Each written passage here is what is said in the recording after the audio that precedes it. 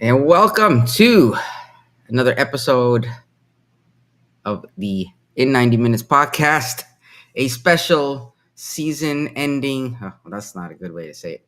Episode of our podcast where we're here to talk about everything Orlando City, everything Pride, everything OCB. But for right now, we're focusing on Orlando City and our hunt or lack thereof of the playoffs. And where we go from there. So this should be a fun episode. We have the whole crew with us tonight, including our dear friend Luke. How you doing, Luke? We have David Valentin, John, and Misael. Gentlemen, we'll skip right to it. I don't even want to know how you're doing because I already know what you guys are going to say. So, so with that said, thank you for everybody who's been following us, watching, supporting the show throughout the season. As always, please make sure to follow our socials if you don't already. We're on all major platforms as at In 90 Minutes Podcast, and you can always consume our podcast on Apple Podcasts and Spotify. So I will open the floor. How you gents doing this fabulous post season Monday? We're in the midst of the MLS playoffs, the 2025, uh, the Audi 2025 MLS Cup playoffs. I have it right behind me. I should see that. Right. Well, one group that is notoriously missing right now from that hunt is our very own uh, Orlando City. So I'll And open it there. I'll be quick so the guys can say their piece. That I would love to meet the people that pay $67 for those Orlando City playoff T-shirts and give them a hug. I really do. I really want to do that. $67, and $45 for the scarf you in know Florida. It's. But anyways, I have to say that I can't believe that we're doing this show. Really can't. 5 years of doing something in the playoffs, and then we lay an egg. I would like to remind everybody that the playing is not the playoffs. We did not make 6 years in a row. We did not. I don't care what the club is saying. We did not. And funny thing is I was watching the Chicago Philadelphia game, and I was doing Spanish. Personal choice. I think that it's a better product. And the people that were doing the narration went on a tangent where they started saying, "Oh, I don't think the playing is a playoff game," blah blah. And it seems like somebody in the cabin like corrected them, and then they had to start back paddling on that. But again, I have spoken with a lot of people that are associated with the situation with Apple Plus, and a lot of people will not say it publicly because they can. But the reality is that nobody takes the playing game itself as making playoffs. If you win it, yes, but if you don't, it's none. And I'll finish with this. Congratulations to the Chicago Fire. They went to that game with Black Mamba mentality. You play to win the game. That's what you did. That's what you do, and that's what they did. For the first 45 minutes, we looked as if we were a USL team, or perhaps a team already thinking about that long off season, going to Zanzibar like Jansen went a couple of years ago, maybe going to Bali, maybe going to Nepal on a spiritual journey, whatever those guys plan to do in the off season. They look like that's what they wanted to do. And I'm angry and embarrassed of that performance. And that's it, guys. We just the season is a disaster.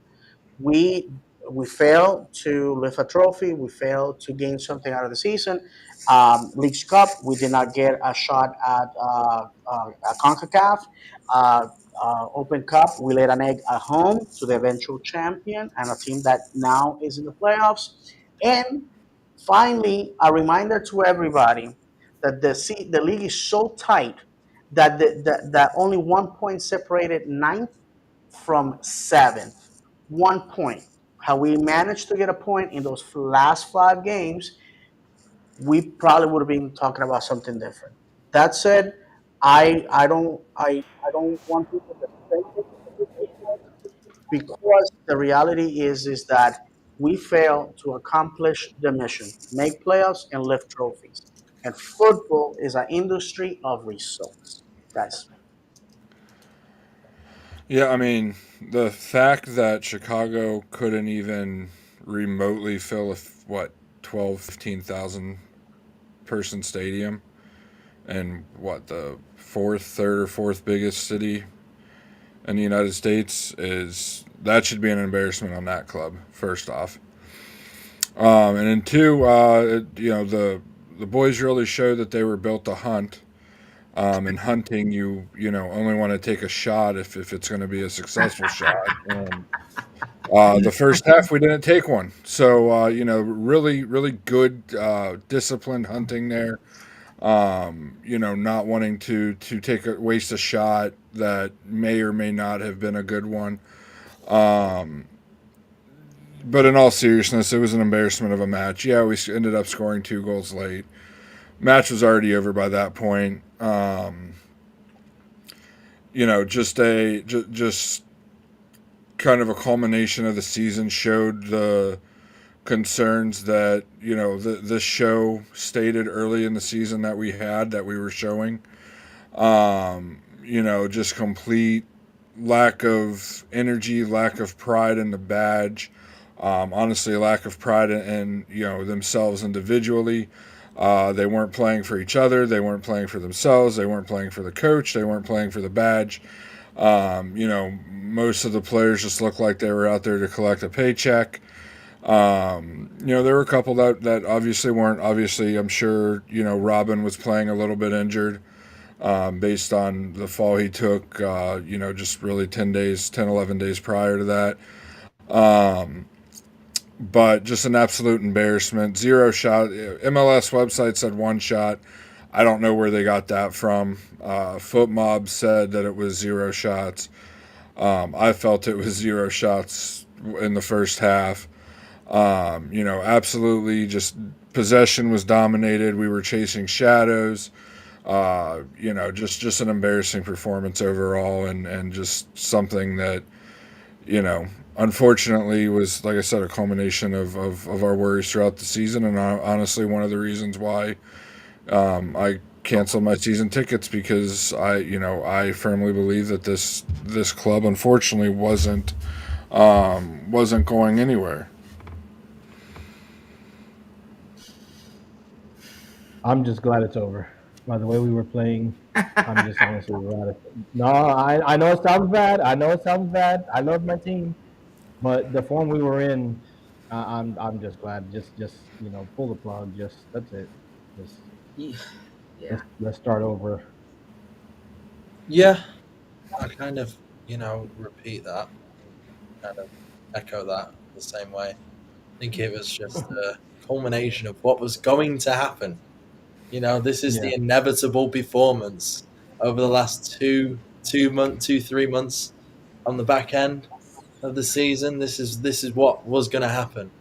And when you have an expected goals ratio of 0.3, which I've never even seen a professional team necessarily have that low, you've got some problems.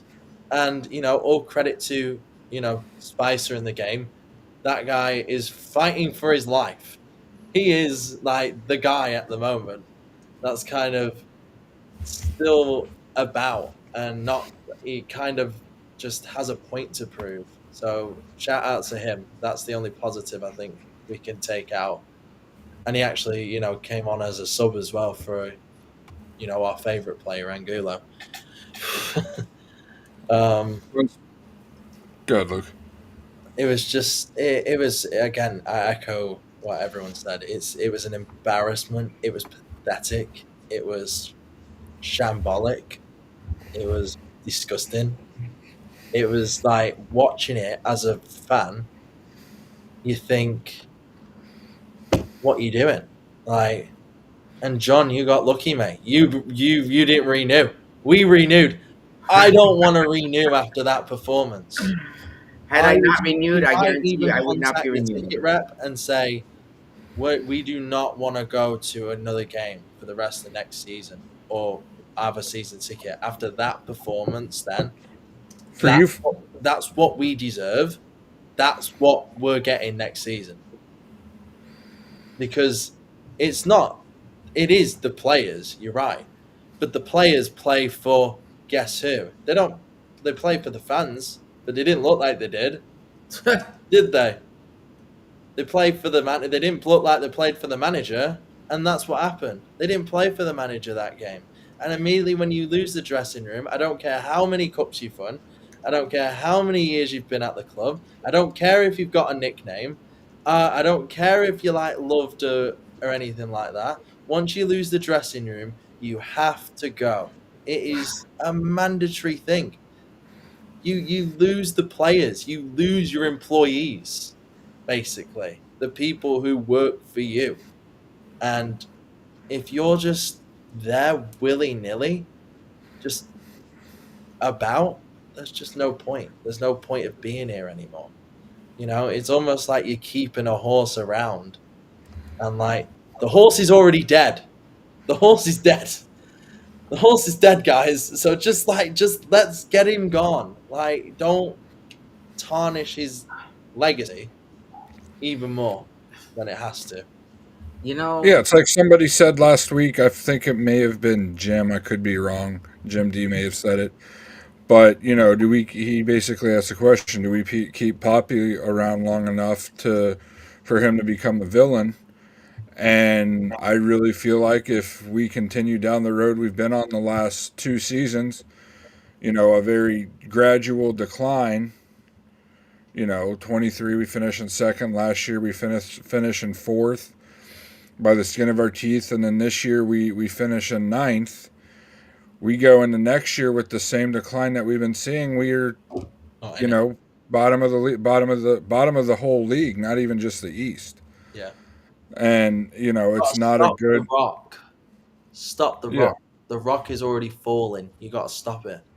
Yeah. Mm-hmm. Because it is going to happen. It's the inevitable. So what do? Do you stick with the boring, safe, like no risk taking, defensive, pass it around your half for the next 60 minutes style of play?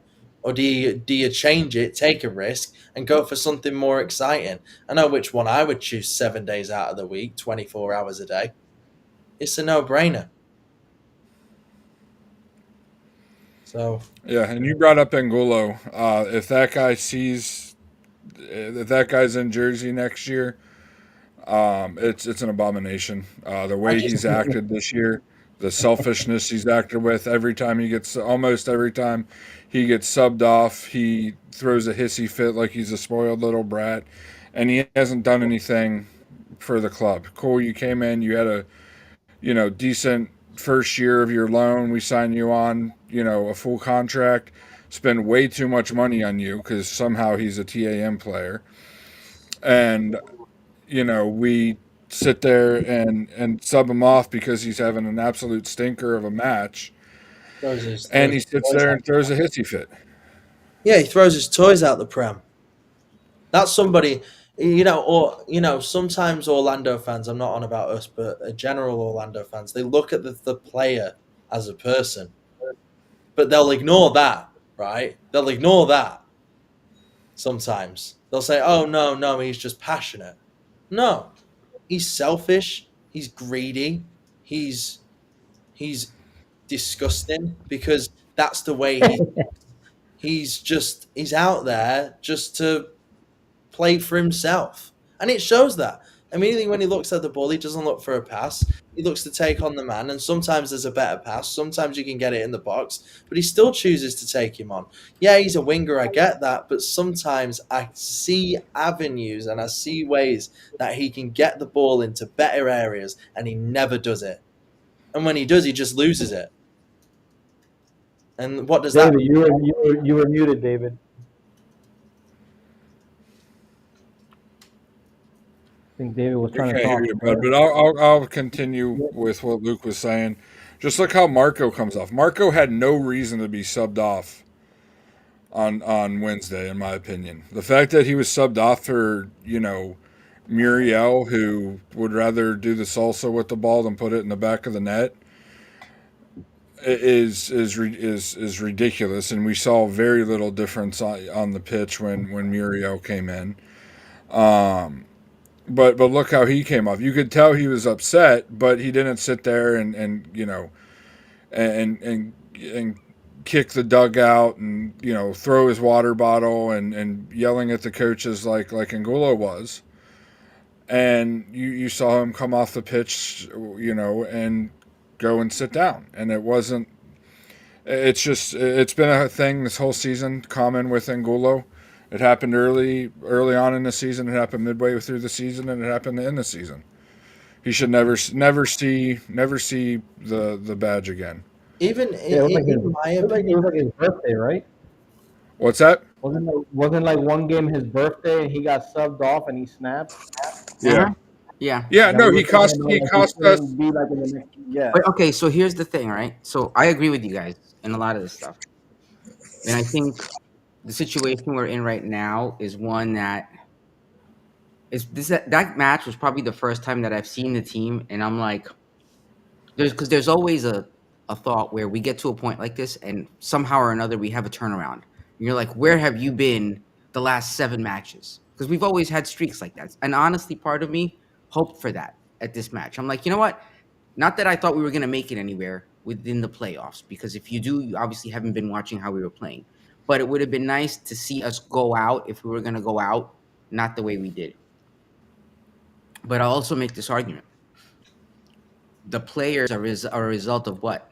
To an extent, their environment, The right? fish starts rotting from the head, guys. We could look at somebody like Ojeda, and we could have gotten rid of him after his first season, because he wasn't really performing. Facundo's gone, he's put in place, and all of a sudden he's like our leading scorer, right? So I'm not disagreeing with what you guys are saying, but a lot of these players are extremely talented, and I feel like the environment that they're in has to do with how their output comes. That's the only thing I'm sprinkling out there on it, because we could see different versions of these same players potentially. Nothing is guaranteed. Under different, I'm sorry. I agree with you on some yeah, players, but I'm when not it saying all comes, of them, but I'm just saying in yeah, general. when you specifically, I don't want to bully him. I don't want to seem like a No, no, bully. no. When Go you for look at Angulo, there is only one thing he can do. it. He is the most one-dimensional player ever. Like there doesn't look like Spicer, for example. There looks like there's something more to him than just what there is. But or like Pasalic or whatever, like players like that. There's Mhm. something more to them. When it comes to Angulo, it's Yeah. just the same thing over You and also have over to look and over at and when this over player again. came into the league or into the team, Angulo. We were shopping in the bargain bin of players. Meanwhile, with like a player like Spicer, we did our homework and we managed to find a dynamic player for little money that was rotting in a bad team's bench.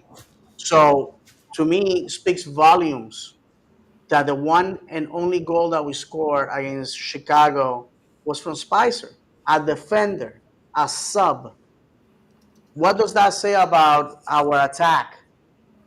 It was nowhere to be found. Oh no, and I'm sorry. Also, Duncan scored as well. But the game was so forgettable. I don't even remember the score. But before, I would like to read the comments that we have. But before that, guys, this week was very emblematic because it was our 15th anniversary. Sorry, 16th anniversary from when the club was announced in October of 2010, the birthday of our club, a club that was born on a kitchen table in Austin, Texas. That's basically what we have. And I remember the club posted the video of the now famous introduction of the club and the story of I think it was like the a sportscaster for Channel Two telling them, "Good luck, you're gonna fail." Here we are, okay? Here we are, and I remember that what separated us back then from everything else that we had seen in sports was that the club promised success and they delivered. And the club, the members of the front office were always on TV, on radio, on podcasts, everywhere, drumming support for the club. And that's what attracted people to Orlando City to begin with. It was the fact that win, lose, or draw, we were going to go and do our best. And I feel that what happened at the end of the season was a complete implosion. Who do we blame? I'm gonna tell you who's gonna get blamed. The leaders, not the water boy, not the kid manager, who's a good dude. Uh, not those guys. The guys that get this level of scrutiny are the dudes that are the leaders, because that's how it was when I was in the service. If you lose a battle, it's not on the man, it's on the leader, on the admiral, the general that is sending them into battle. But I just wanted to bring that up because it's so emblematic that we have such a monumental moment in our history review this week, and then this happens. Then this happens, guys. If you are so kind to read the comments, so we can move forward. Yeah, I'll bring him on. Let's see here. You want me to read them? Yeah, please. Carlos Perez. Good evening, guys. I'm sure you heard the news about Luis Muzzi leaving the club. Do you think it was a forced removal or he genuinely wanted to leave? Is this a sign of major changes to the club? We'll guess address it's that in a time little to bit. tell. Yeah, well, Okay. but the answer is yes. Okay, Victor, all respect to Spicer, but if that's who we're waiting for to save us as we stand, we're in bad shape. And please, no more talks about a statue for Oscar. The club is 11 years old. Nobody deserves that. Did he do good for us? Yes, but a statue is crazy talk. Yeah, I agree with that. I agree with I mean, that sentiment. about Spicer, I mean, I completely agree with where he's coming from. I was going to bring that up next. You know, the fact of the matter is, if he was, you know, an amazing talent, and I'm not saying he's not talented, but an amazing talent, Toronto would have found a way to play him, and he couldn't find a way into the starting lineup. Has he done well here? Yes, but I feel like that just shows the lack of quality we have at that left winger, left midfielder, whatever position you want to call it. The lack of quality there. That if we did have any sort of quality there, that um, you know, we would imagine where we would be. Um, you know, because end of the day, if it's between Angulo or Spicer, and we're playing the true, you know, um, 4-3-3 that Poppy likes to play, those wingers should be producing assists and goals, and we don't see that from Angulo. And we've seen basically a goal contribution. I think it is a goal contribution, an appearance for Spicer. And to me, the fact that, you know, I know it's late in the season and it's hard to change things up, but when somebody comes in and they're producing like that, you would think in the Vancouver match, the Columbus match, the Cincinnati match, you know, the matches that we had to try to win, you know, you would try to mix things up a little bit. And look at what happened to Angulo when we did place somebody in there. Um, you know, all of a sudden he had a good 3 or 4 matches, and then all of a sudden um, he you know, plateaus again and isn't performing. So I mean, you know, in my opinion, Spicer is just generally in the MLS today a bench player. It's probably a first sub like he has been, but a team, the quality that's now in the league, I don't really feel like he would be a starter on any club that's a cup finalist level.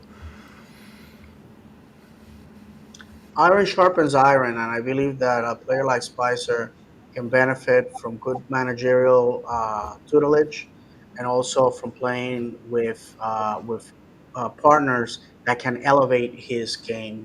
I remember speaking with Sidney Rivera. A lot of people don't remember that name, but Sidney was drafted in 2015 to Orlando City, and he was let go the same year at the end of the season. He ended up playing for Puerto Rico Football Club, and I ran into him when that year in 2017 the hurricane prevented PRFC from playing at home to conclude the NASL season. And I spoke with him, and he said, "Hey, listen, my game elevated playing next to Kaká and all those guys.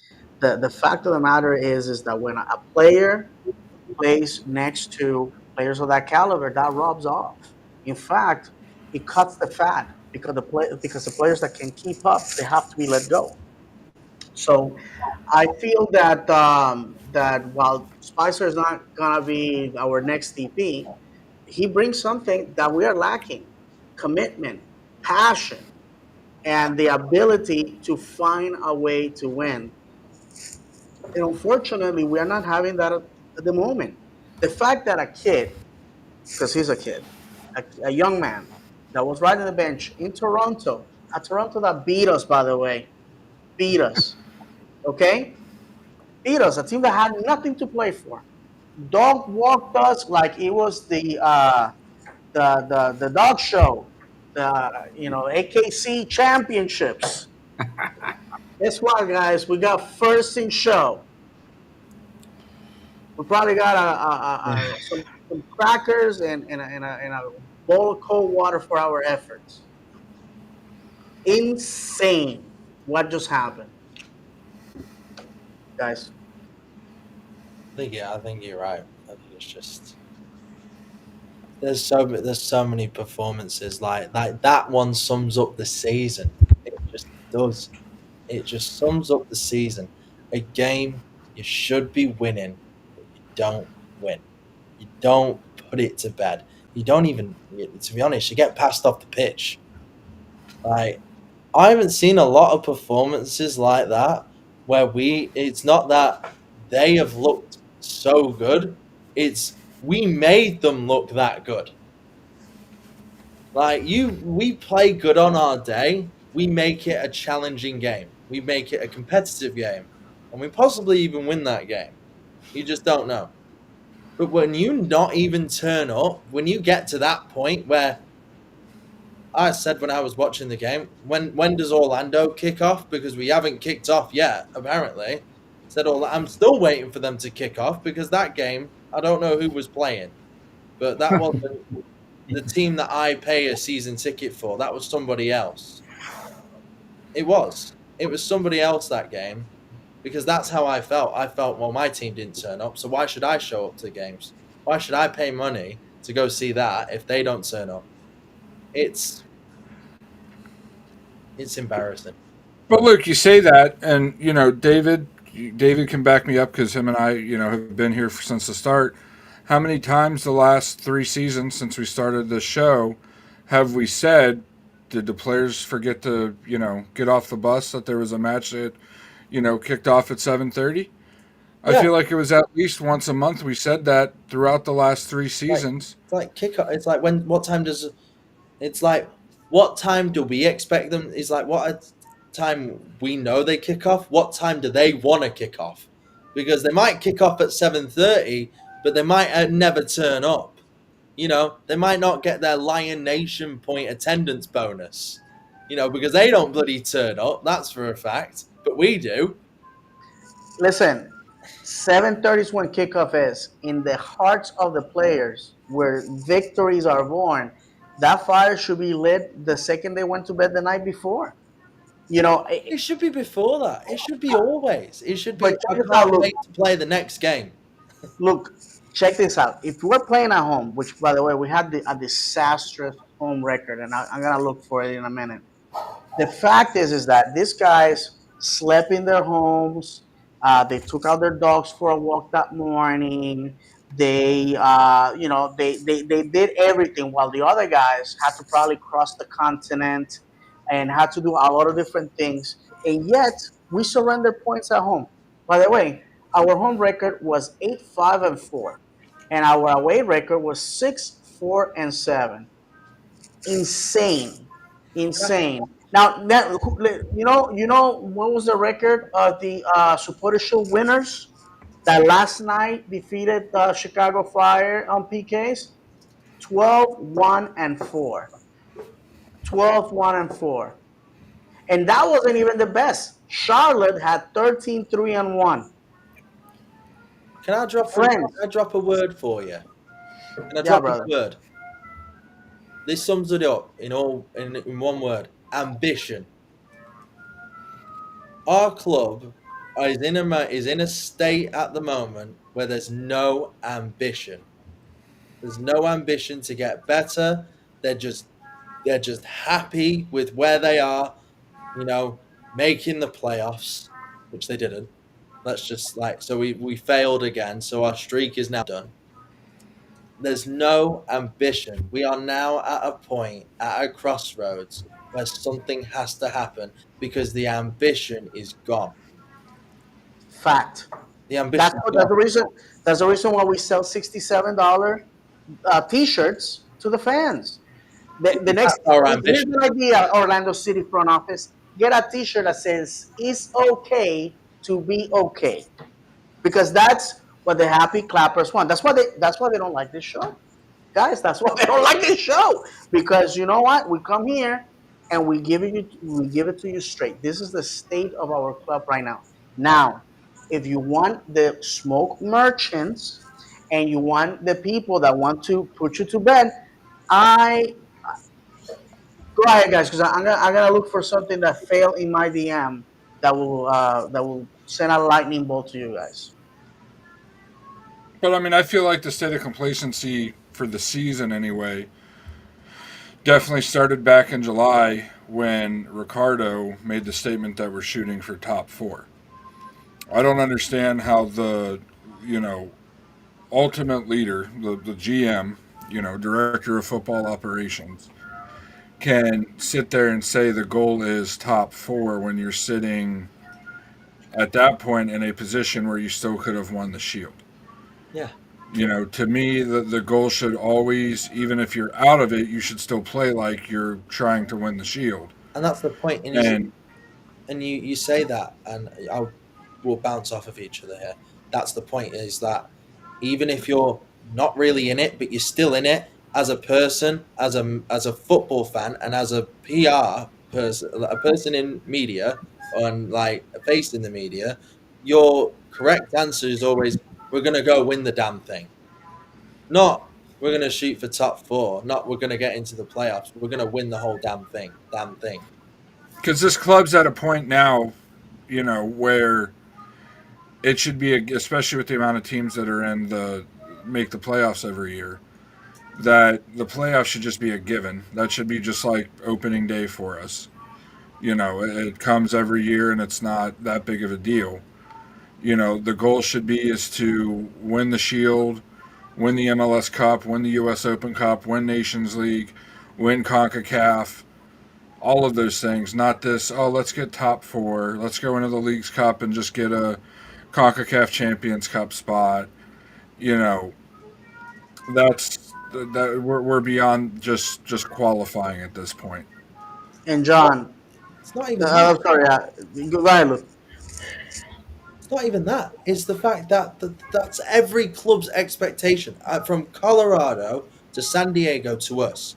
That's every club's expectation, is to win the whole thing, right? You are in this league to win the league. You are not in this. You don't get a trophy for top four. I'm not sitting here in my trophy cabinet in Orlando, and they're like, "Oh yeah, I love that top four place there." It doesn't exist. It doesn't exist. No, Again, this is the people that complain about us going on side tournaments. Listen, and Luke knows what I'm about to say. This coming up week, the FA returns to English football. And guess what? Just like myself and Luke, all of us that have EFL teams to follow, we're excited because our team can be the one. We know, let's be honest, we know that our EPL team is going to win it. But our hope is that our team goes on a deep run, slays some giants on the way there. And yeah, by the way, Luke's team, Blackpool, and my team, Stevenage, when they started the season in August, they have the regular season ahead of them. They have the EFL trophy, the Virtu Cup. They have the Carabao Cup, and they have the FA. Four tournaments. Do you see English fans crying that their team has to play more games than everybody else? At the end of the day, depending on how far the teams go in those tournaments, we may be looking at 150 games in a season. Do you see people crying about that? No, because guess what? You know, my team, Stevenage, is deep into the EFL trophy, and every win is £10,000 that goes to the club. yeah. Now, I can't believe that people blame us missing the playoffs or ending ninth on the League's Cup. Yep.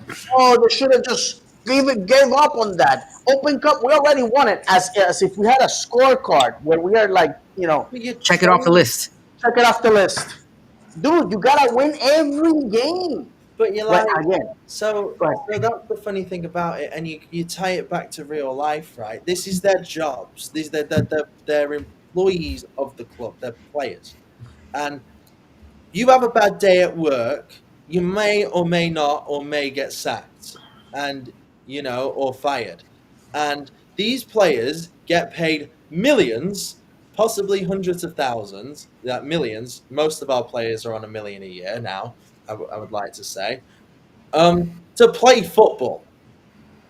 They're not working in a risky oil rig center and like probably getting their hands chopped off and like as the risk of that. No, they're playing football. Their goal is to perform on an every game basis. This is just a general football talk now, but including our club. So when I hear, "Oh, there's too many games," or "Oh, they've not like performed," and like, "Oh, he's had an off day," you had an off day at work, you'd probably get sacked. But if you have 7 off days, like some of our players over the last 3 or 4 months on the back end of the season, you absolutely should get sacked. I don't care how much money you You have. have I don't people care how many defending you. followers you have. I don't care how much influence you have. I don't care if you've got your name on your back of the shirt. You're just another player to me. So how do we Luke, get At the there? end of the day, it's 70 years this club will be around. say that again, Ahmed. Years. So how do we get there? Because that's really what we're talking about, right? It's the when are we as fans going to expect that from our teams, right? Because like to your point, my team they played like I think at least 60 or 70 matches last season, right? Nobody's gonna say, oh, they lost this because they were in this tournament. But when are we as fans gonna expect if we don't expect it from them, they're never gonna do it, right? So my question is, if you're listening, you're a fan, you're here and you're fed up with it. When are we gonna expect more? When are we gonna say being in 3 tournaments is not enough? When are we Let gonna me ask say, you this question. huh? Ahmed, let me ask you this question. Do you think that Nashville fans are upset that they went deep into the Open Cup and failed to defeat Miami? No, they're not. They're happy. Exactly. Why is it that in our club we need to we see side success that not necessarily ends up in a star above the crest as a problem? This is what we should do then. If you feel that this professional players that get paid what all of us get paid 3 or 4 times more a year, maybe 5 times more a year, because Luis Muriel gets paid $4 million to absolutely do cardio on the pitch on a regular basis. I want to do that. I save lives. I get paid to work on equipment that saves lives in the operating room, and I don't make what the league minimum for some of these guys. It's outrageous. And I'm supposed to like stay quiet because if I argue or dare to ask or question the state of our club, then I'm the bad guy.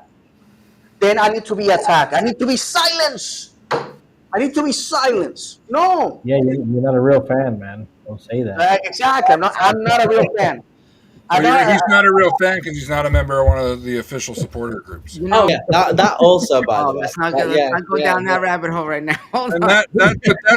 but to me, that's where it starts at. Until our, as much as I'm against it, but let's be honest. At this point, they're the face of the Orlando City supporter. Until our supporter groups start demanding more of this club and stop being afraid of, oh, we might lose our privilege, and actually being a supporter group and support your club and demand more, it's not going to change. Because think about the change that's been there over the last, 10 years since we joined the league. Used to we would we would we would be outraged. The supporter groups would be outraged. Now, oh, good job, guys. Good try. Thanks for hustling. We'll see you Complacency. next year. John, Lack I of ambition. disagree with you. I disagree. I don't think they should do that. I think that we should just scrap it. I don't think Well, that. yes, but you and I both know that's not going to happen. Unfortunately, They should just lose their affiliation. I don't think they're good for the club. I don't think they provide anything good. I think they just stop people from supporting the club. They're not there for the team. Unfortunately, they're not. I'm not here. no, they're there for they're there I'm not for here their own celebrating. self-fulfilling I would prophecy. like to say for anyone watching, I am not here celebrating that the supporters groups are not doing a good job. They are just, I am saying it how it is. And it's disappointing because I have a backstory with one of them. And, and I had a whole series with them. I do not like bashing anyone. But the whole point is they've lost sight on why they're there. They're there for their own gain. They're there for people who to just boost their egos, and that is the whole thing about it. So, yeah. Unfortunately, this is my opinion and my opinion only.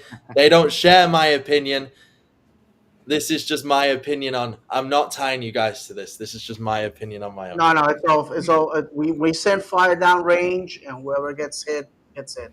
Yeah. And Luke knows that I agree with almost everything he says because him and I have a very similar background with the supporter groups, and I just put the comment on the screen from David G.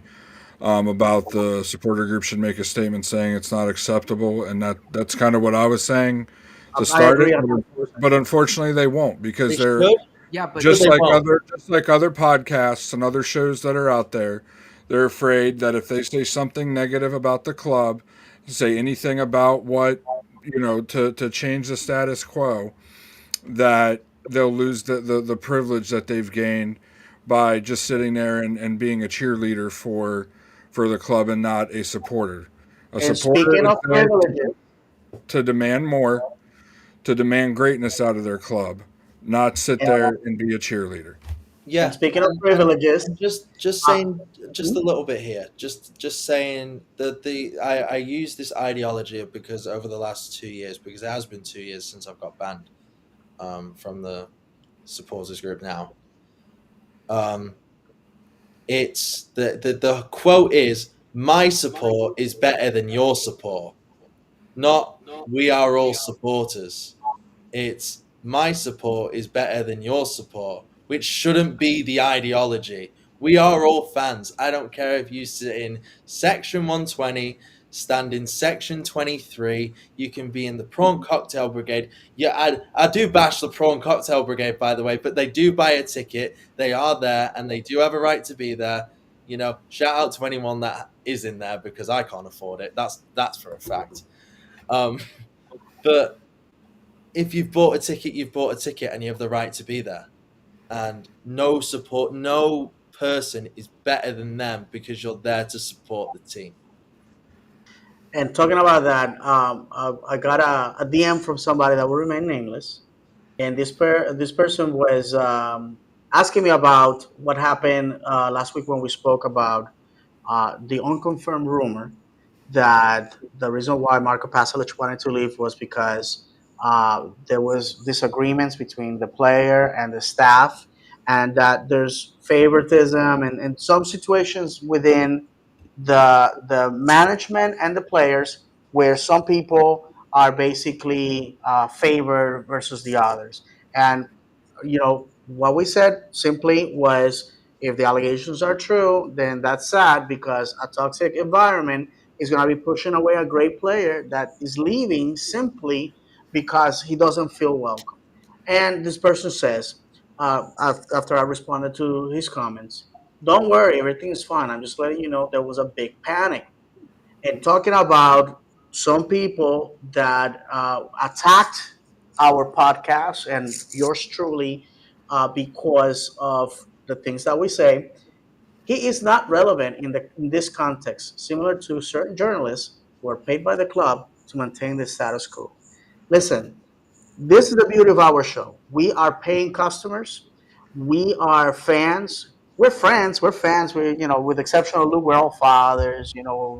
Husbands, and we pay for our ticket, and we go try to have a good time. And the show has always been a platform for the fans to to let their views known.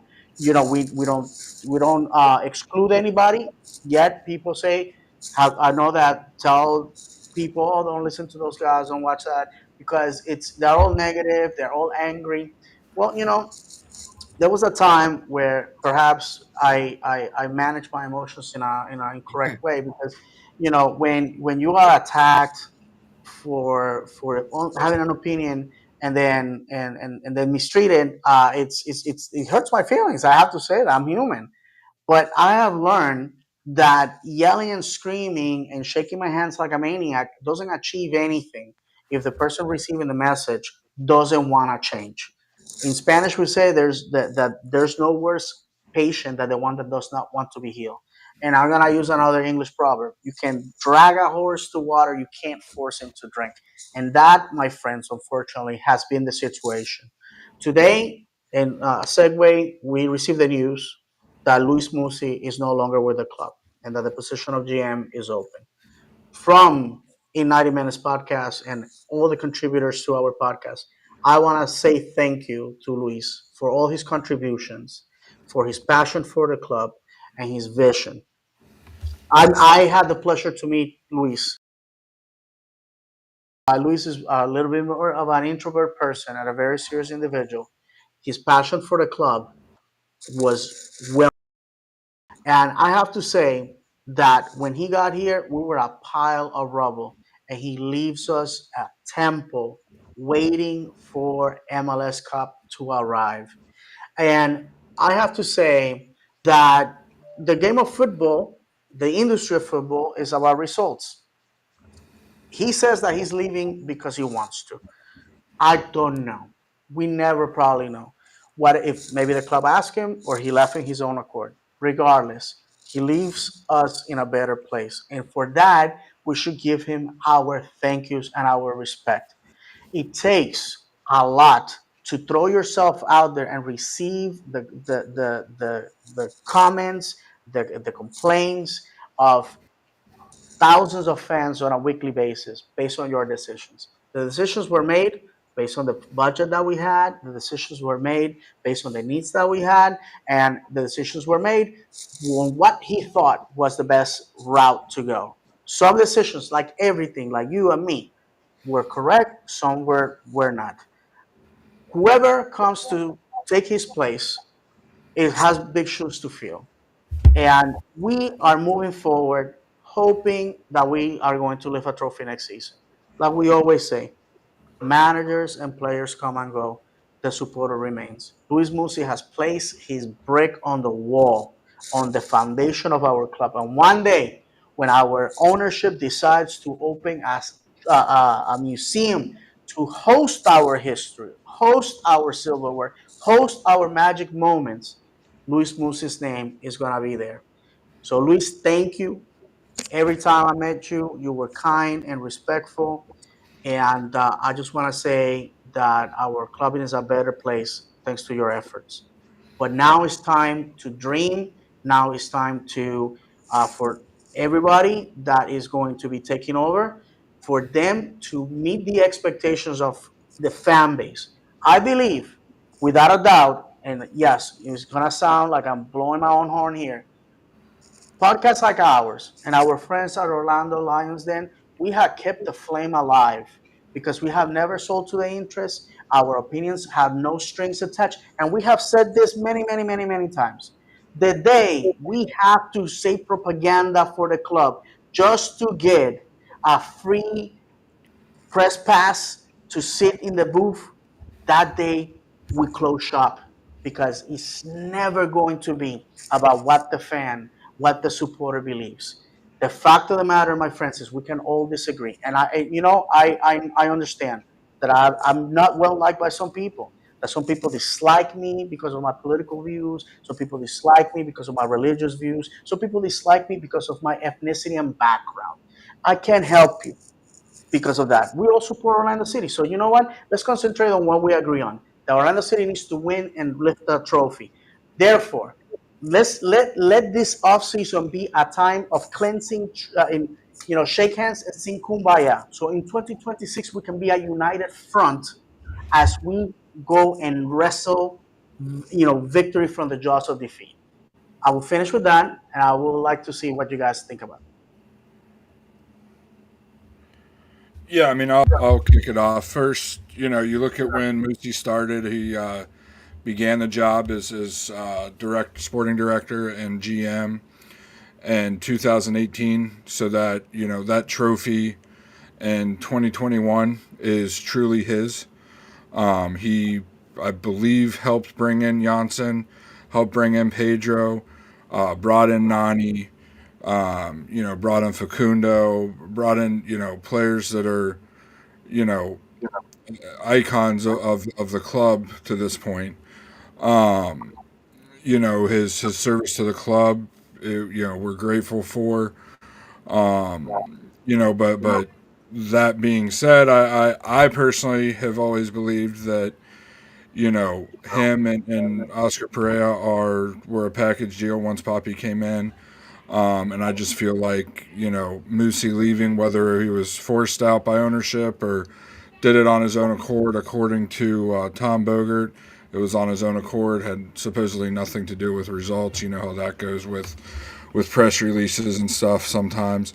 But I feel like it's kind of the first domino to fall, even though he wasn't really making sporting decisions, because David G brought it up that back in April he was promoted to special advisor to ownership. Ricardo became GM and sporting director or whatever they call it now. So Moosey was really not making many decisions on the club.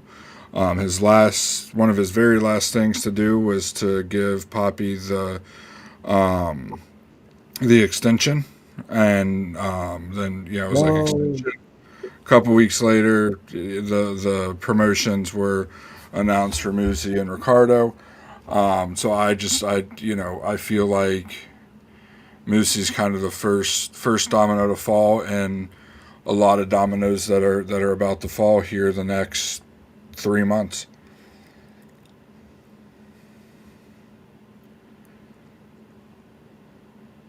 If none of you guys have something to say, I would like to read Luis' um, words to the Orlando City Soccer Club fan group on Facebook, one that I'm part of. I did not know he was a member.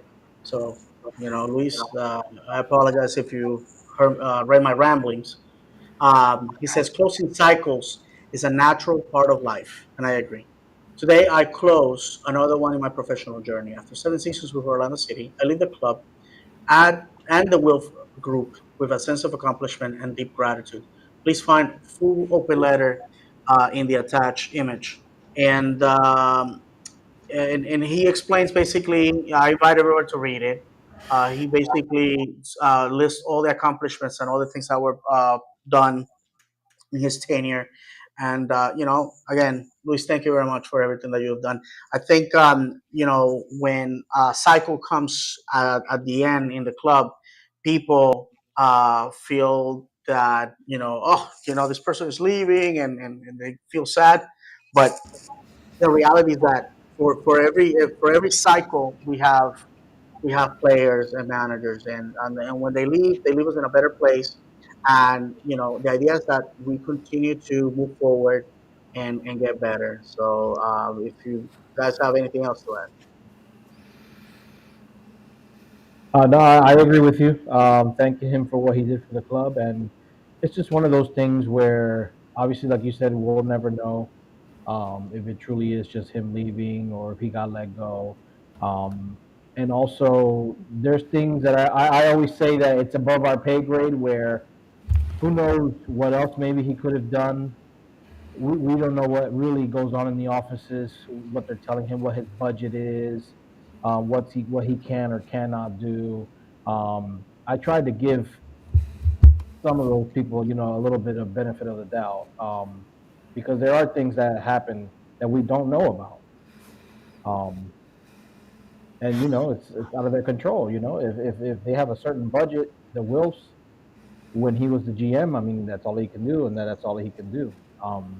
You're not gonna hit on every single acquisition. You know what I'm saying? You're not gonna it, I'm sure every team has gone through, picking up players that just don't work out and stuff like that. It's not like they wanted to do that.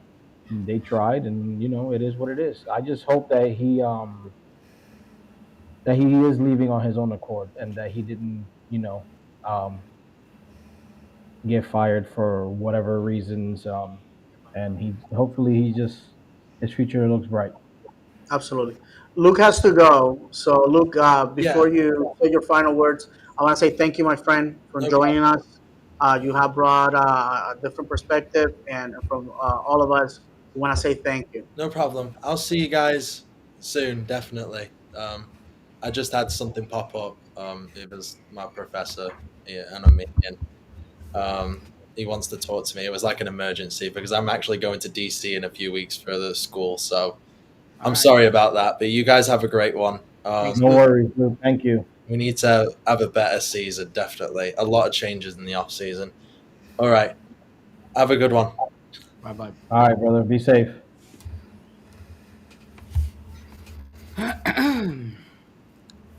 You want to lead us off, Ahmed? uh, yeah, I mean, I apologize. I think for all of us if we threw you off on your no, it's just agenda there. the what? No, I apologize for all of us. I think if we threw you off of your agenda.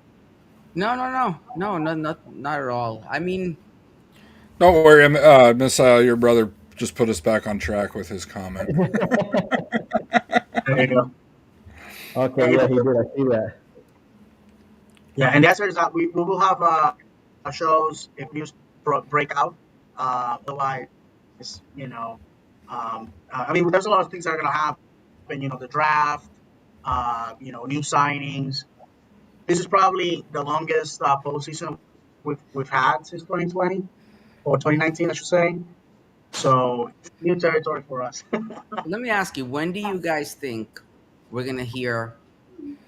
Well, how soon can we start signing people? Is there a January official signings January 1st, Correct. Thank you, technically. Doc. That's okay? that's correct. It's weird because the international transfer window starts January 1st, but the MLS transfer window doesn't start until mid or late January. So we can officially purchase contracts, but they won't officially be part of the club until the MLS transfer window opens. Okay. But it's kind of one of those formality things. Like For instance, Facundo, when Facundo was announced, it was in early January. He technically didn't join the club until the MLS transfer window opened. So we'll start seeing all over the league. We'll start seeing, we've already started seeing rumors. We saw the Rick rumor for next July. But we'll start seeing more and more rumors as November rolls on, especially once December hits. That's really when the rumor mill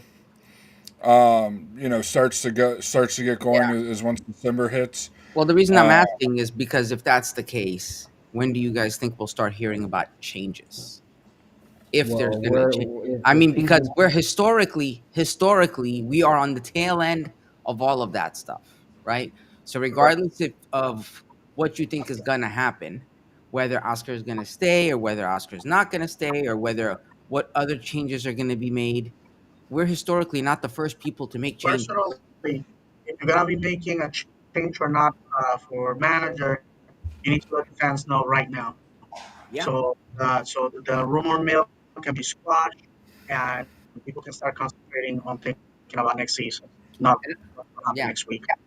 And The other thing, I think a statement needs to be made either way because it's a question that's on everybody's mind. So right? reinforcing it to the fans, if your direction is to stay with Oscar, then I think it needs to be reiterated yep. to And the other thing that I would like to hear our club, because other clubs have already done that. And David. Your mic is acting a little funky right now. I'll be back. Yep, I think it's important for us to hear what you have to say. yeah, yeah, I agree. Yeah, I mean, if the manager thing, I don't know. I think it's at the same time. I think it's kind of weird though that if Oscar has what 2 years left, I think it would be kind of weird from the team to acknowledge like, yeah, hey, by the way, we hear you guys want to fire him and we're not. Like, that's Well, kind no, of no, no. odd I'm to not. put I'm not out there, I saying it guess. like that, but because you know that they know what people are saying, right? And if you haven't Oh been yeah, looking at the social, so I'm saying they can without specifically directing it, without specifically calling it out, they can easily address it, so that to yeah, David's point, it addresses that rumor mill, so it stops those whole yeah. conversations. Because if Oscar starts talking about next season and his plans for next season, guess what? What does that tell you? That Right. Oscar, That was you know, But you guys, know, one of the things that I hate to have to send praise to a rival, but the way that Atlanta approached their offseason, I think it mimics what happens in club football worldwide. Where the owner addresses the fans and the captain addresses the fans, and they laid out the vision of what they plan to do next year. When, regardless of where we finish, the clubs that I follow overseas, Maccabi Haifa and Stevenage, at the end of the day, the ownership, the chairman of the board, addresses the fans, regardless of what happens. I think it will be highly beneficial for Mark Will to address the fans, our worldwide fans, because that's the thing. Our fandom is not contained to the city limits of Orlando. First thing. Second thing that is achieved by doing this is reassuring the fans that something is being done. If you go on discussion groups on X or Facebook, whatever, the discussion is the crazy people are basically saying sell the club, as if billionaires grew on trees ready to spend $450 million on a small market team. The other thing that we need to address is if Oscar is staying, he needs to put out a statement that's to the exactly. fans. And you know what? I Oscar is a man of his word. And every year, and I know I sound like a broken record. Every year, he put himself out there for you to ask the questions. And what did you choose to do? Stay home. That was the first thing. Stay home. Second, ask stupid questions, wasting his time on a weekday. And third, you fail to get the answers that you want. We cannot continue with this mentality, this culture of fat thumbs talking crazy, sell the club, sell this guy, fire this guy. If we don't go and have the the bravery of talking to these folks face to face.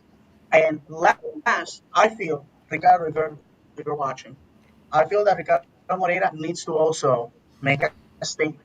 The fans need to, you know what made Phil Rollins' time here memorable was because himself, his now ex-wife, and the manager, Adrian Heath, they addressed the fan base every year.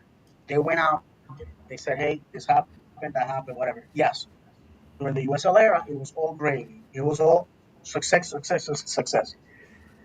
So it's different. You want to talk to your troops when all you do is winning. But at this point, we have to we have to heal the fan base. We have too many cracks, and we have too much animosity within the fan base based on what needs to happen and what needs to be done. What I want in my manager, let that be Oscar or whoever comes after him. Five quick things, guys. We need to return to fast attacking football. That's what this fan base was born in, and that's what this fan base wants. Number two, we want people to be available to the fans. They need to address the fans. They need to answer the questions. Let that be in, obviously pre, post game interviews, whatever it is. The other thing is the club. We have a fantastic media team. How about we start creating content of quality to let us know what's happening with the players, what's happening with the club. That way, the people that say that podcasts like ourselves are not needed because all we do is bring negativity. The club can provide, what they want, and perhaps people like us are out of a job because nobody will watch us. The fourth and fifth, we need to bring players that are willing to die for the badge. Plain and simple. We need to bring players that are willing to die for the badge. And fifth, we need to address the fans themselves. And I'm gonna say something that is completely crazy. Our stadium is 11 years old. Hmm. We need to have improvements onto the stadium. Now that you are basically reducing its capacity, Oh my gosh. You just and I'll throw the bomb for you guys to discuss. Now that we're reducing the capacity of the club, the stadium, what are we doing for the fans? Where are we going to make the fan decide that it's a smart investment to pay for gas and tolls and parking and go buy $67 t-shirts and pay for $15 beers and $27 pizzas and go and watch 11 men that say that are defending our colors get clobbered? What are we doing to convince fans that now that money is well spent on a team, win, lose, or draw, that is going to give them a show? you know you say about the stadium, and you make a really good point. Um, I've gone to a few stadiums recently, NFL stadiums, um, and it's ironic because the Wilfs obviously have an NFL team. I haven't seen the Minnesota Vikings stadium or what it's like, but the NFL stadiums that I've been to recently, when I went to the Club World Cup and in a couple of other situations, I have a few friends that have gone. What you see there makes our stadium look like a high school stadium. Honestly, I mean, I've seen when I went to that Hard Rock Stadium. Um, I w- we had I was able to get us our tickets upgraded. The area where they had the food made our West Club look like a joke. I felt like I was in a shopping mall. And mind you, the capacity, like if you've ever been to West Club, it's great. And the concept is really cool. But you know what happens in a match like, I don't know, like Miami's there? You end up online for like 2 hours to get something. So it's like, what's the purpose? I when I was at that match over in that Hard Rock Stadium, it was amazing to me the level of service that they had and the quality of the facility, right? So we do really need to step up our game to David's point, and I'm hoping that having the Wilfs having that exposure on the NFL side, bring that there, right? A good friend of mine was just over at the Mercedes-Benz Stadium in Atlanta. They have they have this section. You guys know how you can walk into the Lion's Den now, and you can just pick up stuff and take it and walk out. You can do that with your food. So they have like a self serve, and even with the drinks, with the beers, they have one of these. You show your ID, you walk, you tap for the pay. You walk in, grab your cup, put it down. It feeds it from the bottom up, and you walk out, and it just charges you as you walk out. Right? The idea is there. They know they need to do it because look at all the areas they set up. Right? But that we're behind. We are behind where we should be. So let's step it up. Thank you for that, David. Yeah, I mean, I'm gonna back up a little bit and then catch up as I talk. Um, the first thing about where the club needs to go, I've been told and seen several reports. Something's happening this week. Uh, a meeting or something with I've never been able to confirm it, but something's happening this week where the front office is going to be talking with players and staff about the future, about what what's going on going forward. Um, would imagine it's kind of a standard end of the year debriefing type of deal, but obviously this year is more crucial with the way the season ended, with the amount of players that we have with expiring contracts and that are on option years. So I see that happening, and David, you make a good point. I mean, the last real improvement I can think of in the stadium that affected the normal fan, if you will, the everyday fan, everyday person going to a match, was 3 years ago with when they started to do the local restaurants, the local establishments, having a concession stand, kind of refurbish that area. But really, since then they haven't done much. Cool, the lighting's really cool and all that, but again, that was done several years ago. When it rains in the stadium, if the match is delayed, you go under especially under the supporter section. Your poncho Um, stadium. oops, sorry.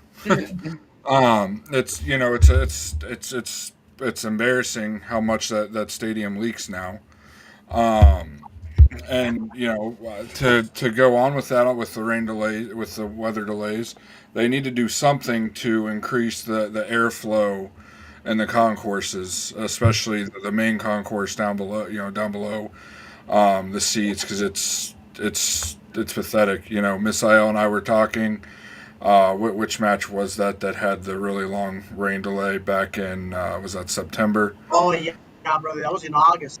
August. And Miss IL, because of where he is in the wall, was able to go up high and go in the section that's higher and much more open air than down below. And I mean, down below it was suffocating. You rarely got a breath of air. Plus the flow of traffic in the stadium. I mean, Ahmed, behind your section was Oh my gosh, not it's a moving. nightmare. It's a nightmare. Yeah. Those are some basic things that are, one-offs kind of that they can upgrade. But then David's right as well. What are they going to me, the biggest thing that they can do to attract the normal fan, the casual fan, or even somebody like me that's a diehard that's canceled their season tickets. Look at JJ, look at multiple others that you've seen on social media that have canceled their season tickets because of the product on the field. Who wants to go watch a soccer match for 90 minutes? Dish out your money, for gas and tolls, like David said, and all of that, and you don't even, and then you go there and you're bored watching it because we're sitting back and defending for the most of the match. You're playing the ball, around our defensive half of the pitch most of the match.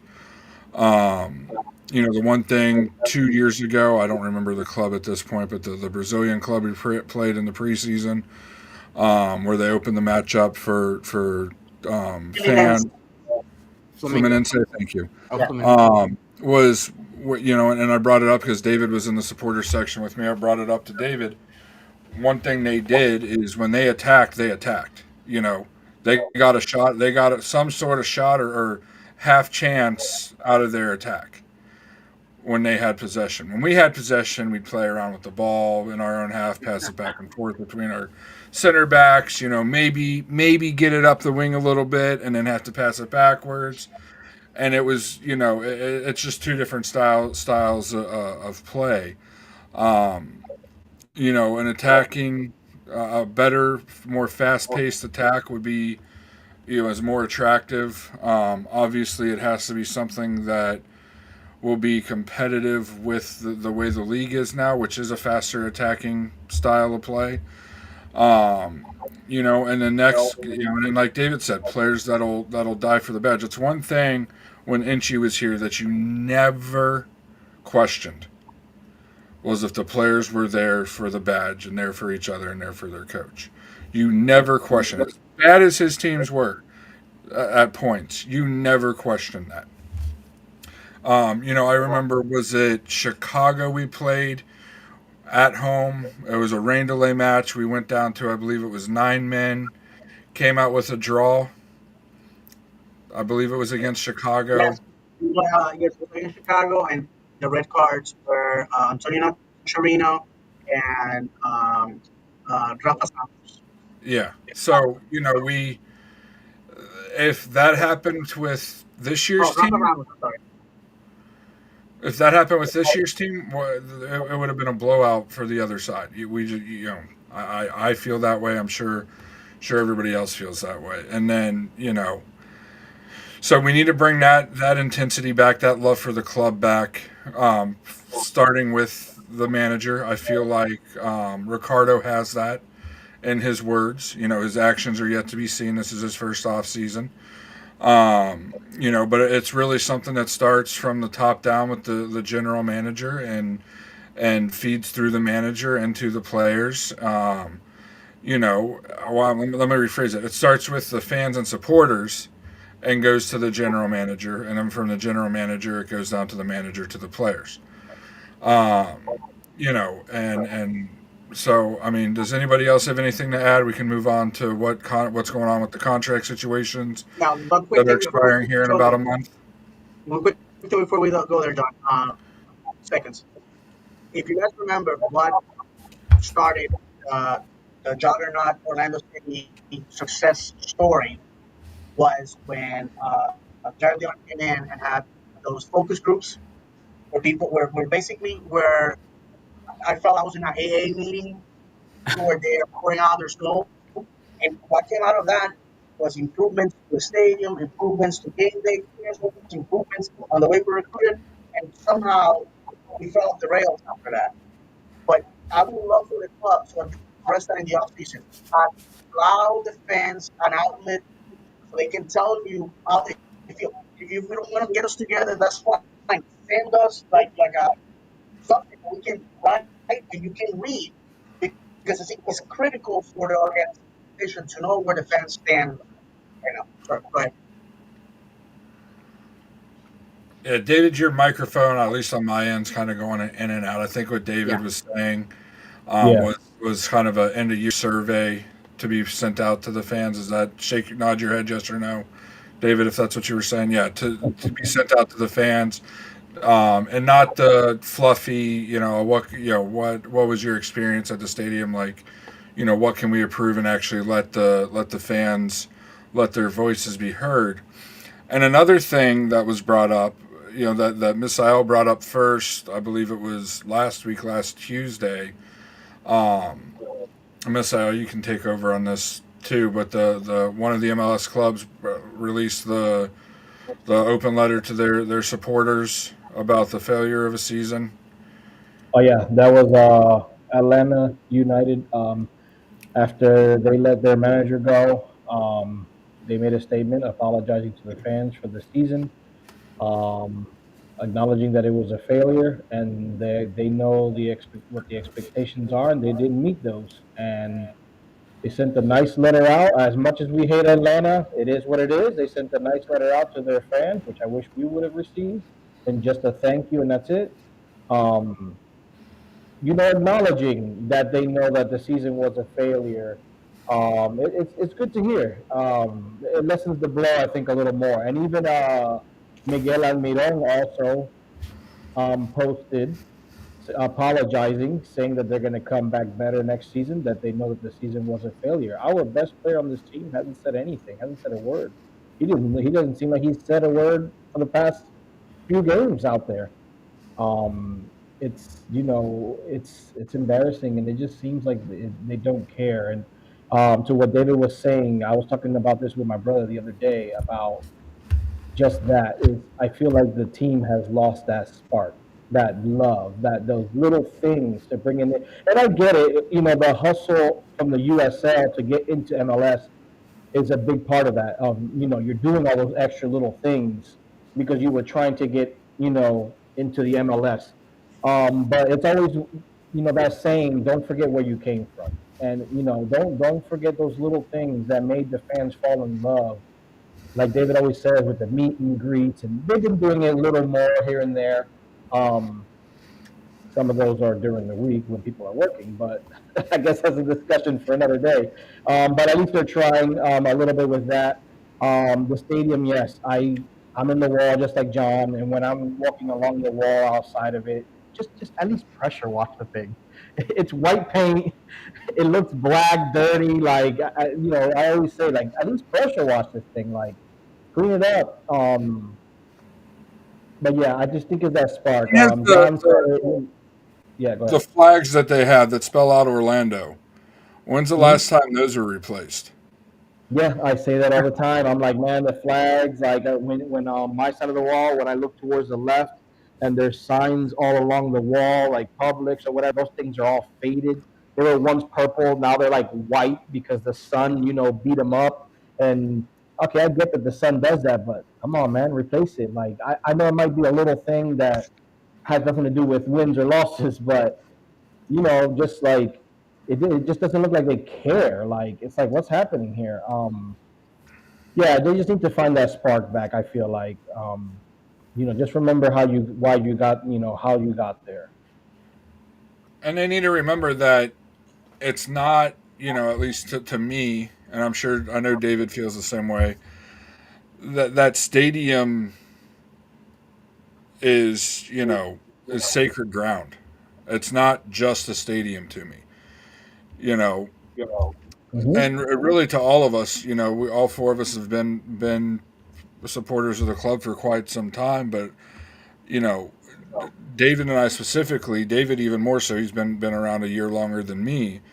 Have been following the club since basically the birth. David since the birth, me a year later, and to see where we came from playing at Disney like we were in front of a couple thousand fans to setting USL records in the Citrus Bowl to going back to Disney and then selling out the Citrus Bowl, our opening match, and then finally getting our own. I mean, that first match, I've cried two times at a match. The opening match when we opened the stadium in 2017 and we won the U.S. Open Cup. That opening match of those two matches in particular were the most emotional matches for me. With any team, any sport. Honestly, I mean, I'm an Ohio State Buckeye fan. We've won. I've been lucky enough to witness 3 national championships. Yeah, they're exciting. I get excited. I get loud. But the emotions that I have for this club and David has for this club, and all of us, all four of us have for this club are unmatched. To me in any other sport. And this is coming from somebody that my whole life until really Orlando City, the soccer was, kind of in the background. I love soccer, loved watching it. It wasn't really accessible, through TV because I didn't grow up having, having cable. We just had network TV. A couple of World Cup matches would be on. You'd be lucky if you'd see a European match on network TV. Um, and then once Orlando City came in, I always wanted to have my soccer club, a club that was mine that I could go support, that was undoubtedly mine, and kind of, you know, mirroring what we've been told by some people, this isn't the Orlando City that I fell in love with from a play standpoint, from what's expected, the expectations from the front office and the ownership for what the product is on the field, all the way to the supporters and the arguments that there have been with the supporters. And it's just it's sad to see. It's something that kind of breaks my heart. I mean, I was the match, the Toronto match and the Chicago match. Whenever they scored, I didn't really get mad. It was funny. I was laughing.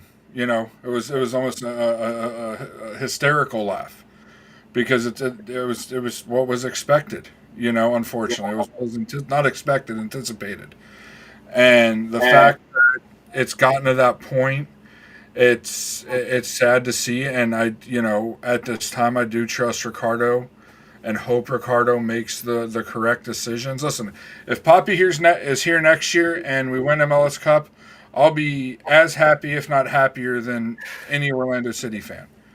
But the fact of the matter is we've seen what's happened the last 3 seasons. I've seen it starting all the way back in 2022 with the way that regular season went, and even the U.S. Open Cup.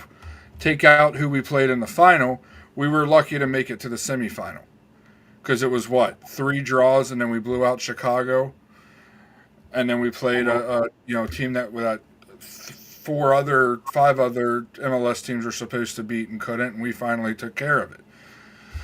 But it's disheartening to see. I hope Ricardo is able to make the right moves, bring in the right players, because this year we do have a lot of players that can be moved, a lot of players that probably should be moved, as well as what looks like from the outside looking in a coaching staff that should be a new coaching staff that should be coming in eventually as well.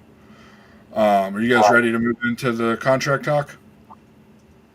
All right. Yeah, let's go ahead and do that so we can wrap it up. All right. So moving forward, everybody's heard Orlando City has a lot of players that contracts are expiring or have options for this coming, that expire at the end of this season, which I believe this year the official end of the season is November, is the end of November. So December 1st, the 2026 season officially begins. As far as contracts go, so players that are on options this season are Martin Ojeda, Ivan Angulo, Edward Atesta, Alex Freeman, Robin Janssen, Tyree Spicer, Yutaro Sukata, Shaq Mohammed, Fabian Loyola, and Carlos Mercado. Those are options. They could be picked up by the club. They could not.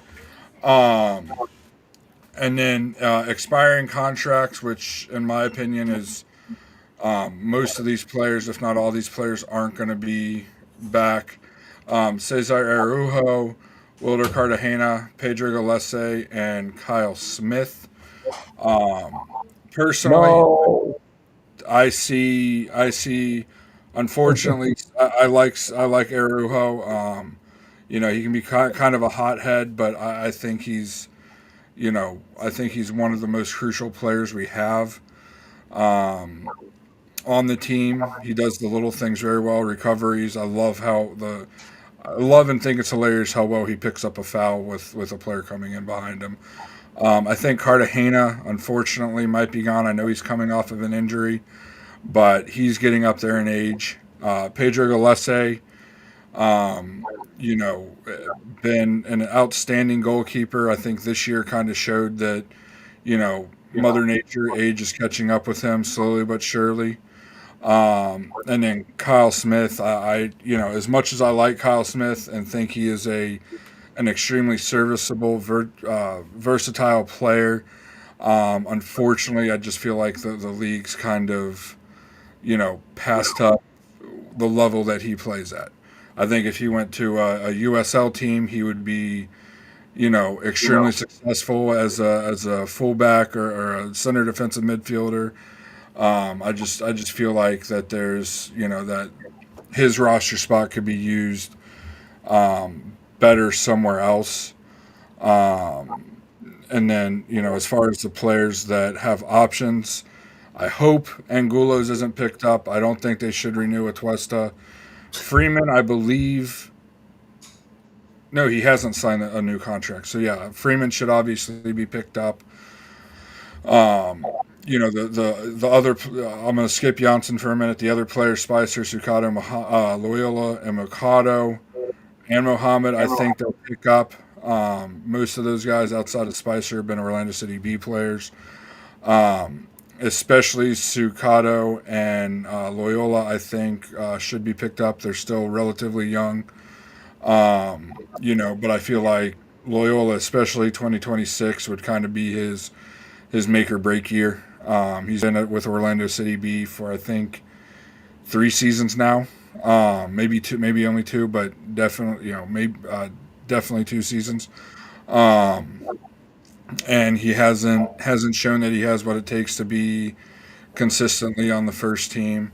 Sukato, honestly, obviously coming off the injury, want to see how he returns from that. I mean, he's outside of his salary, he was a free player. He was a draft pick, so we want to see, how he looks. I honestly think if he would not have gotten injured, he would have been our starting left winger this year. And then, the biggest question mark on this list, honestly, out of anybody, is Robin Janssen to me. Do you bring him back on an option? It's tough to say. The dude was injured quite a bit this year. But at the same time, our defense was not the same without him. If in my opinion, I think Thomas Williams deserves a shot, which means he would take Janssen's spot, and then it comes as with what we pay Janssen, and if he would be willing to take a bench spot. I don't think he would. Maybe he would, but Janssen's the biggest question mark for me. What do you guys think? Who do you guys think how do you guys think the chips fall on this? I don't know, man. I mean, there's just so many. There's just so many ways it can go. You know, it's tough. I was actually having this conversation on the ride home with my son, and I think that it's ultimately going to end up being like I think like kind of like what you said. I mean, I think with Ojeda, he's on a hot streak, but does that hot streak continue? Like every time I'm starting to think of a player, I go back to what I was thinking before, and it has to do with the coach. It has to do with the coach, and it has to do with what they bring out. So I don't know. This is such an inflection point for the team. I feel like that there's so many things that are going on. So like whatever those decisions are, like we were saying before, I feel like they need to be done like yesterday. We have a lot of talent, like you said, like Shaq Muhammad, Fabian Loyola, all of those guys that need those opportunities that maybe this is their time. I don't know. I don't know. But I think Kyle's gonna stay.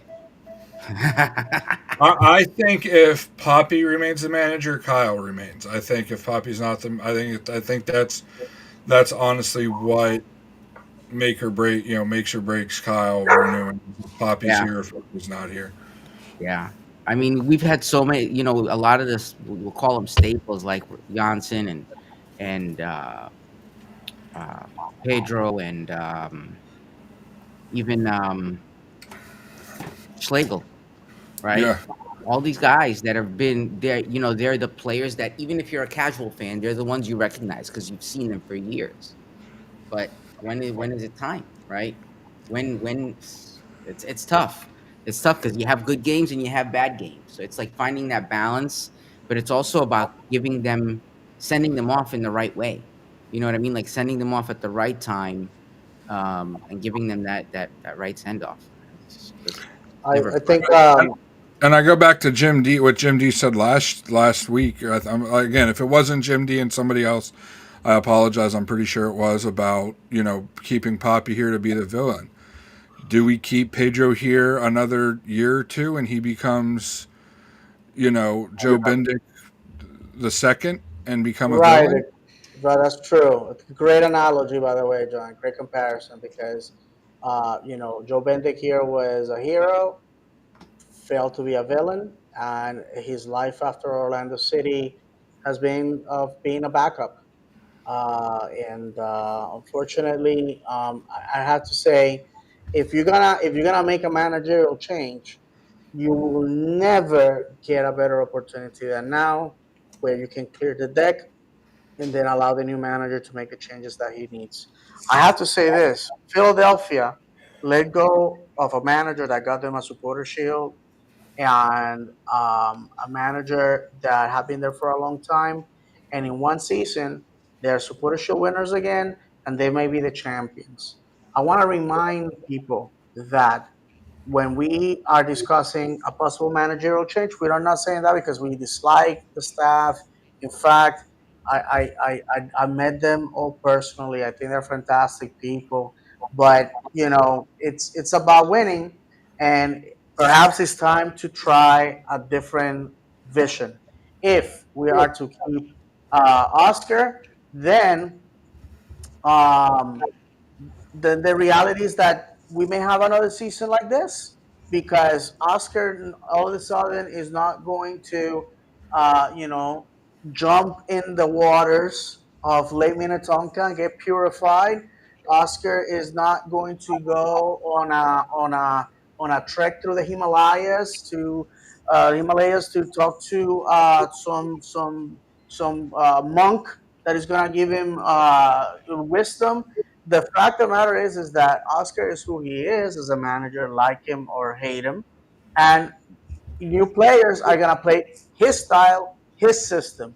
He is the common denominator throughout all of this. So personally, if whatever for all we know, Oscar next year goes and wins the whole thing. And you know what? I'll be the first one that will grab all those words and swallow them whole because I have said before, I don't care who's the manager, I don't care who's the player. I just want to win. I just want my team to win because I support Orlando City, the institution, the colors. I own zero jerseys with a name in the back, with the exception of two of them that are mounted, and because they have a whole special feeling for me, and they were given to me player worn. It wasn't like I went and paid to have their names attached to it.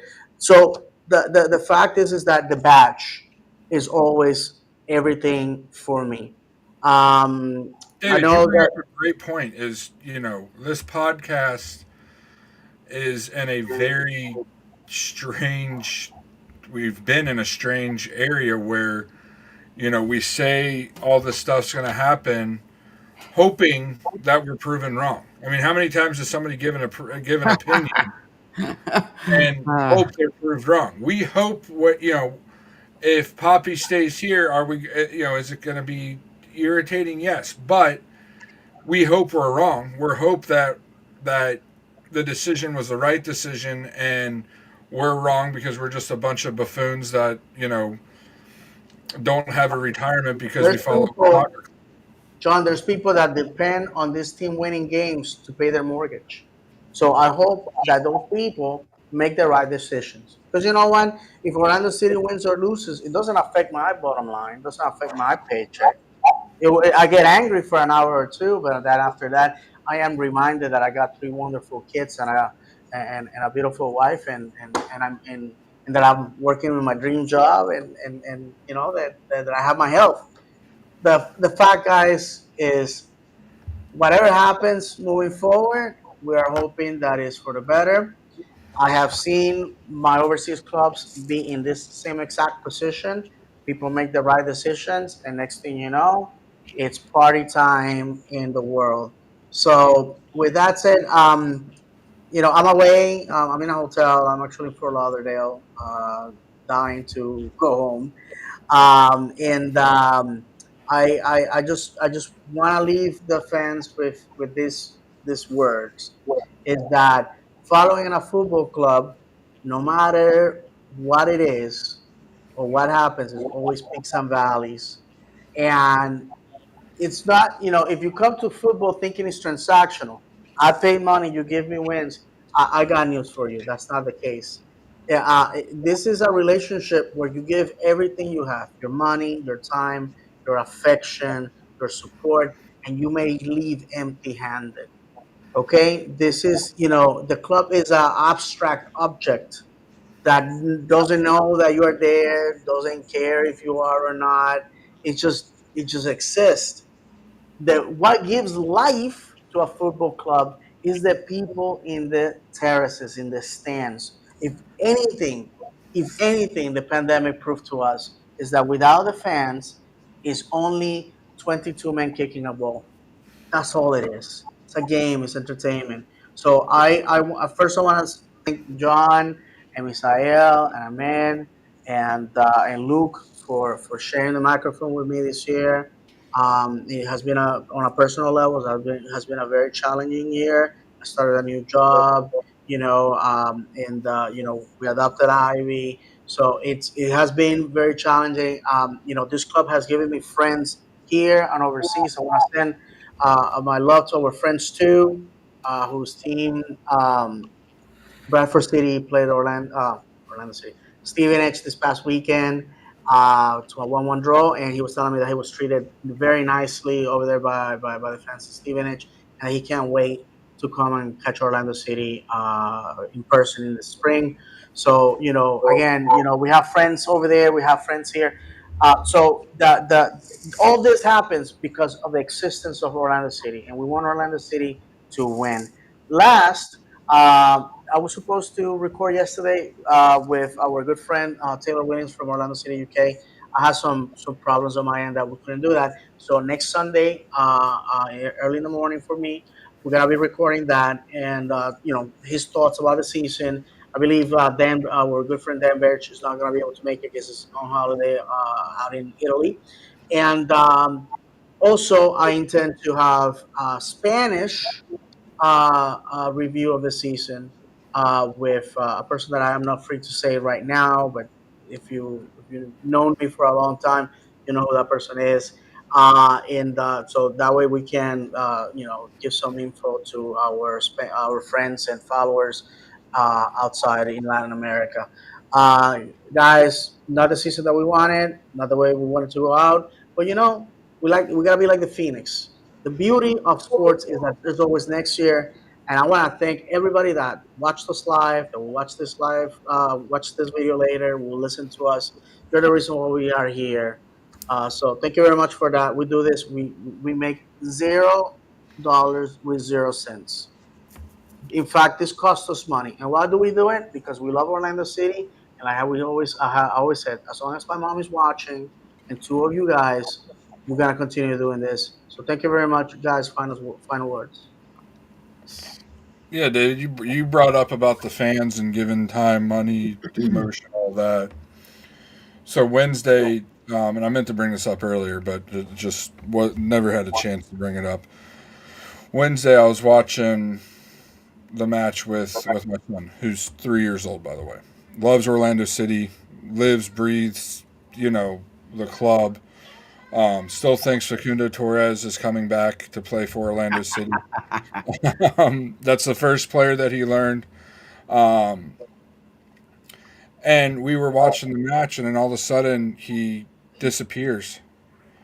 And after a little bit, he comes back, and this is later in the second half, and says he's ready for bed. And I'm like, okay, so he literally, a 3-year-old went to bed by himself. You guys, all three of you guys are fathers. You know how that doesn't happen unless they're sick, and he definitely wasn't sick. So the next morning, I asked him, I'm like, why did you want to go to bed so bad? And he goes, I was upset because Orlando City was losing, and I, I didn't want to, something like I didn't want to be sad, something to that effect. However, a 3-year-old would say it, and that's what the sport does to people. He's 3 years old. We were watching, trying to have fun. He was yelling at the TV. I was yelling at the TV. Having a lot of fun. And this looking back on this season, It was a fun season. As far as a personal level, the product on the pitch wasn't what we hoped it would be. The results didn't end up what they're hoping they would be. But when you're there with family and friends, it's hard for it not to be, in whole a fun season. The moments that we had, the Miami match. I'll go back for as long as I live to. I'm sure to that Miami match, and the feeling that was in that stadium that night, the way the supporter section was. I'm sure most people have seen the video of Barrett and I before the match. And even the last home match, him and I had a really cool moment at the beginning of the second half when they do the Seven Nation Army. He loves that chant. He's loved that chant since before he could even Hmm, talk, he could do the chant or would try to. that's awesome. So I'm holding him, and the song comes on, and we start chanting. And I guess he usually when it starts, I'm not holding him. He's with his mom or with some of the little kids that are near us. So I'm usually not holding him either time the chant comes on. Well, the chant comes on, and we're both chanting, and he kind of looks at me while chanting, realizes I'm chanting, smiles, and then kind of puts his head, still chanting, mind you, puts his head, lays his head on mine, and that's something I'll never forget, until the day I die. When there's moments like that in such a bad season, imagine the moments we could have in a great season. Um, the club needs to do their part. Us as supporters need to do our part, and that's just be there to support the club. Not worry about who's the better supporter or what group's better than what. And just be there to support the club and be there be there to back the boys and demand the best from our club. And that's really what it boils down to. I hope the moves that are needed to be made, whatever they are, keeping players, getting rid of players, getting rid of coaches, keeping coaches. I hope the best moves are made, and this club comes back next year and you know has the greatest year of all time, and we lift two or three trophies. Guys, I would like to say, Psalm 35 says, Psalm 30, verse 5 says, weeping may stay for the night, but rejoicing comes in the morning. And I think that's what's going to happen with us. Tomorrow, we're going to get tired of licking our wounds and thinking about what it was. And 2026 will be here. Guys, any final words so we can say goodbye to our friends for the season? Done. No, that's it. Just thank you for everyone that's listening, watching. Like you guys said, we do it for them. We do it for ourselves too, because we do love the club, and hopefully we just get proven wrong. Yeah, Yeah. just keep an eye out on our social media coming into the new season. We got some new ideas that I'll kind of preface here what they are. We're still finalizing exactly how we're going to do them and everything. We're going to start doing after our live show. I don't know if we're going to do it live or record it and release it on a later date. Still thinking about that, but we're going to do a show called Extra Time. It's going to be definitely me and a combination of any of the five of us, Luke's included on that. Just kind of, after the show's over, touching up on some things. We all have different schedules. Luckily, right now, I'm at a point where I can be on this pretty late at night. The other three here don't have that luxury to be able to do that. So that's one thing we're working on. We're also looking into doing match previews on social media. Just quick 1 2 minute previews of the matches coming up, or the match coming up. That'll release a day or two or even day of the match, as well as some other things that we've kind of briefly mentioned in our group chat or with each other that we're still working on. So we're trying to grow what we do. You know, this time last year, if you would have asked me, and these guys can back me up on this, ask me if I was still going to be doing the podcast, I would have said no. But thanks to these guys, and thanks to our loyal viewers, listeners, I've it reinvigorated me, and trying to make it known how the state of this club is, and how how people feel, and giving people that outlet to let us know how they feel about the club. Has really reinvigorated me, and wanted me to do more. All right. I think we're ready to wrap it up. So, one last time during the regular season, we're going to leave you the only way we know how, reminding you that football is played on grass, not on paper, that football is cruel and unpredictable, that football is a pound of talent and an ounce of luck. And if you have not cried for joy or anger over football, have you ever really footballed? For John, David, Misael, Luke, and myself, may God bless you. And as always, vamos, Orlando! Orlando!